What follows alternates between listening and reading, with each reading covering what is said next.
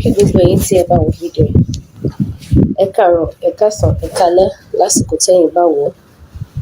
Orúkọ mi ni Olúwakẹ́mi Ìfẹ́olúwa, tí gbogbo ènìyàn mọ̀ sí Lady K Ìfẹ́olúwa Show. Mo jẹ́ ọmọ bíbí orílẹ̀-èdè Nàìjíríà. Mo jẹ́ a single mother. I have 2 baby boys. Mo dẹ̀ ní àwọn òbí náà. Ní nǹkan bí ọdún mélòó sẹ́yìn ni mo bẹ̀rẹ̀ iṣẹ́ sọ̀rọ̀sọ̀rọ̀. Kí ló sì fà á ni wípé látara nǹkan tó ṣẹlẹ̀ lórílẹ̀-èdè wa, bí gbogbo nǹkan ṣe ń lọ tó jẹ́ wípé nǹkan ò dáa lórílẹ̀-èdè wa. Òun ló fà á tí mo fi bẹ̀rẹ̀ iṣẹ́ sọ̀rọ̀sọ̀rọ̀ láti lè máa sọ ohun tó tọ́ àti ohun tó yẹ láti lè tọwọ́ ìbàjẹ́ bọlẹ̀ ni mo fi di media presenter, tí mo dẹ̀ jẹ́ ìkan nínú àwọn gbajúgbajà blogger bákan náà. Ó wá ṣẹlẹ̀ pé láti 2020, that was October 20, during EndSARS protest, àwọn ìjọba orílẹ̀-èdè Nàìjíríà wọ́n pa àwọn ọ̀dọ́ nítorí protest yẹn, láwọn tí wọ́n jáde tí wọ́n ń jà fún ẹ̀tọ́ wọn, tí wọ́n fi ẹ̀hónú hàn pé àwọn lọ léèwé, àwọn ò ríṣẹ́. Èyí tó kọ́ṣẹ́ kò rówó ra irinṣẹ́. Gbogbo nǹkan kọ̀ dàrú, turn upside down lórílẹ̀-èdè wa. Àwọn youth ó wá bọ́ síta láti lè jàjà òmìnira, láti lè ṣe protest. Àwọn ìjọba orílẹ̀-èdè Nàìjíríà dẹ̀ lọ síbẹ̀, wọ́n pa àwọn ọmọ ọlọ́mọ ní Lekki Toll Gate. Kò sẹ́ni tó mọyì ọmọ tí wọ́n pa, ṣùgbọ́n ọ̀pọ̀lọpọ̀ ẹ̀mí àwọn ọmọ ló sọnù. Ó tún wá jẹ́ ohun tó bá mi nínú jẹ́ gan, tí mo wá wò pé etí jẹ́, ṣé bá ṣe máa wò ní lórílẹ̀-èdè yìí, orílẹ̀-èdè tí ò ti sí freedom of speech, orílẹ̀-èdè tí ò gbádùn as a citizen of the country, kò sí nǹkan kan tá à ń benefit lórílẹ̀-èdè wa. Ẹni tó bá tún wá bọ́ta sọ̀rọ̀, ìjọba á tún mú, wọ́n á tún pa. Òun ni mo wá fi túbọ̀ tẹra mọ́ láti máa ja ìjàngbara wípé a ò fẹ́ ìwà ìbàjẹ́ mọ́ lórílẹ̀-èdè Nàìjíríà. Látara ọ̀pọ̀lọpọ̀ ẹ̀mí tó tún wá sọnù ní October 2020, ọ̀pọ̀lọpọ̀ ẹ̀mí tó sọnù.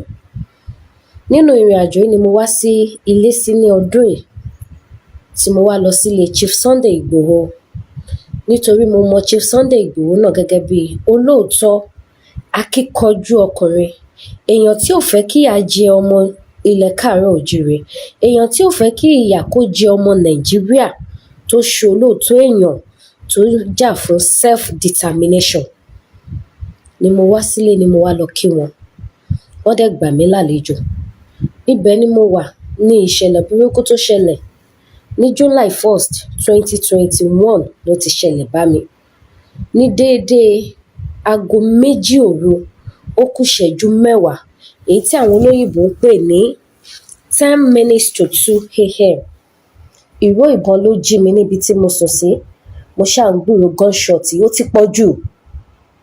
Kí ló dé? Kí ló ṣẹlẹ̀? Nígbà tí mo máa yọjú látojú window, mo rí wípé àwọn Nigeria military, àwọn DSS àti àwọn sójà ni wọ́n bẹ̀rẹ̀ sí ní yin straight bullet. Everybody dẹ̀ ti sùn lóru yẹn. Everybody ti sùn. Ọkọ̀ dé, wọ́n dẹ̀ bẹ̀rẹ̀ sí ní fáyà gbogbo ilé yẹn. Wọ́n ń rọ ìbọn, wọ́n ń shoot gidi. Mi ò rí irú ẹ̀ rí. Láì ṣe wípé a ṣẹ̀, láì ṣe wípé wọ́n ká nǹkan burúkú mọ́ wa lọ́wọ́. Ọ̀dẹ̀dẹ̀ wa ká wa mọ́lé Nigeria military ní 10 to 2 a.m. lọ́gànjọ́ òru, tí everybody ti sùn. Wọ́n dẹ̀ bẹ̀rẹ̀ sí ní fáyà everybody. Ẹni tí ìbọn bà lẹ́sẹ̀, ìbọn bà á. Nínú ìrìnàjò yìí ni ẹ̀mí 2 sọnù sí. Èmi fún ara mi, Ọlọ́run ló yọ mí. Mo wá wò pé kí la fẹ́ ṣe báyìí lọ́gànjọ́ òru, àti pé gẹ́gẹ́ bí iṣẹ́ mi tí mo jẹ́ sọ̀rọ̀sọ̀rọ̀ lórí afẹ́fẹ́, mo ní láti go live lẹ́sẹ̀kẹsẹ̀ pé ẹ̀yin èèyàn wo nǹkan tó ṣẹlẹ̀. Nigeria military wọ́n ń fáyà wa, tí wọ́n ń yin àwọn èèyàn pamọ́lé. Wọ́n dẹ̀ ti gbẹ̀mí àwọn èèyàn, àwọn tí ìbọn bà lẹ́sẹ̀, àwọn tí ìbọn bà lápá, wọ́n ti ṣe àwọn èèyàn léṣe gan. Mo wá gbé sórí afẹ́fẹ́ kí gbogbo ayé lè mọ̀ nǹkan tó ṣẹlẹ̀ ní July 1st 2021 ní 10 to 2 a.m. lọ́gànjọ́ òru tí gbogbo ènìyàn ti sùn. Eléyìí jẹ́ nǹkan tó burú jáì, nǹkan tó bani nínú jẹ́ ni. Nígbà tí mo gbé sí live tí gbogbo ayé rí tán, ẹ̀mí mi ò gbé mọ́ pẹ̀lú ìró ìbọn yẹn, àyà tèmi gan ń já kí ìbọn má lọ wọlé wá bá mi torí straight bullet ni wọ́n yìn. Wọ́n lé ní 100 láwọn Nigeria military tó wá. Ibẹ̀ ni mo ti wá lọ sápamọ́ kó tó wá di pé wọ́n wá sí yàrá ibi tí mo wà. Wọ́n wá ní kí n surrender, àwọn ti surround room mi. Mo ṣá surrender, kí ni mo fẹ́ ṣe? Mo ní láti ṣílẹ̀kùn pé tó bá máa já síkú, ọwọ́ Ọlọ́run lẹ̀mí mi wà. Gbà tí máa bọ́ta báyìí, wọ́n nà mí tó jẹ́ wípé láì ní weapon. Wọ́n ní fóònù mi dà, wọ́n gba fóònù mi méjèèjì. Wọ́n bẹ̀rẹ̀ sí ní lù mí, wọ́n fọ́gi mọ́ mi, mi ò rí wẹ̀ rí. Wọ́n wá mú mi lọ bá àwọn èèyàn tó kù náà tí wọ́n ti arrest, wọ́n dẹ̀ ti pa àwọn èèyàn kan sílẹ̀. Ibẹ̀ náà ni wọ́n ti ń wọ́ òkú àwọn èèyàn nílẹ̀ ní àwọn Nigeria military. Ibi tí wọ́n mú mi lọ láàárín àwọn tó kù tí wọ́n arrest, tí wọ́n dá gbogbo wa dọ̀bálẹ̀ sí, ibẹ̀ ni wọ́n ti bẹ̀rẹ̀ sí ní torture wa, tí wọ́n ti ń lù wá lúlù gidi. Wọ́n lu everybody, wọ́n lù mí, wọ́n fọ́gi mọ́ mi débi wípé mo fi ẹsẹ̀ ṣèṣe. Títí dìsín ẹsẹ̀ mi ò tí ì gbádùn lẹ́yìn ọ̀pọ̀lọpọ̀ treatment. Ẹ̀yìn yẹn ni wọ́n kó wa ó dìlú Àbújá. Nígbà tá a dé Àbújá tán, eré ni mo pè é, mi mọ̀ pé nǹkan ńlá ni o. Ó dá wa sí cell. Èmi gẹ́gẹ́ bí ẹnìkan, mo lò 114 days ní cell. Ní ìtókù ọ̀sẹ̀ kan kó pé 4 months. Kò pẹ́ tá a débẹ̀, nígbà tó pé 2 months wọ́n release àwọn 10 nínú àwa 12 tí wọ́n kó d'Àbújá. Àwọn ọ̀gá yẹn wá pè mí, wọ́n ní Lady K, mo ní sàá. Wọ́n ní ṣé mo mọ̀dí táwọn ò ṣe ní release mi kí n lọ lé mi. Mo ní mi ò mọ̀, kí ni mo ṣe? Ẹ ká weapon mọ́ mi lọ́wọ́, mi ò pààyàn, mi ò jalè, mi ò kidnap, mi commit any crime. Wọ́n lóòótọ́ ni gbogbo nǹkan tí mo kà sílẹ̀ pé ṣùgbọ́n mo bà mission àwọn jẹ́. Pé torí èmi ni mo jẹ́ kí gbogbo ayé mọ̀ wípé àwọn làwọn wá attack ilé Chief Sunday Igboho. Wọ́n lèmi ni mo jẹ́ kí gbogbo the whole world mọ̀ látara wípé mo gbé sí live lẹ́sẹ̀kẹsẹ̀ tí incident yẹn ṣẹlẹ̀. Wọ́n ní nítorí ìdí èyí option méjì làwọn ní fún mi. Is either káwọn pa mí or káwọn rán mi lẹ́wọ̀n. Wọ́n ní táwọn ò bá fi rán mi lẹ́wọ̀n, àwọn máa pa mí ni torí mo bà mission àwọn jẹ́. Mo bẹ̀rẹ̀ sí ní sunkún pé ẹ ṣàánú mi, àwọn ọmọ mi kéré. Èmi nìkan ni ìyá mi bí, ìyá mi ti dàgbà. Ìyá mi tún wà lábarapá, ẹ jọ̀ọ́ torí Ọlọ́run ẹ ṣàánú mi, ẹ má pa mí fáwọn ọmọ mi. Àwọn ọmọ mi ṣì kéré. Wọ́n ní kò ṣe ọ̀rọ̀ ẹ̀bẹ̀ lọ̀rọ̀ tó wà lẹ́yìn, pé mo ṣáà rí pé àwọn ti release àwọn 10, ó kù àwa 2, pé bọ̀tí tó jẹ́ ẹ̀ṣẹ̀ ti tèmi táwọn torí ẹ̀ ó dì mí làwọn ti sọ fún mi. Èmi ni mo gbé àwọn sáyé. Èmi ni mo jẹ́ kí gbogbo ayé mọ̀ wípé àwọn làwọn attack ilé Sunday Igboho.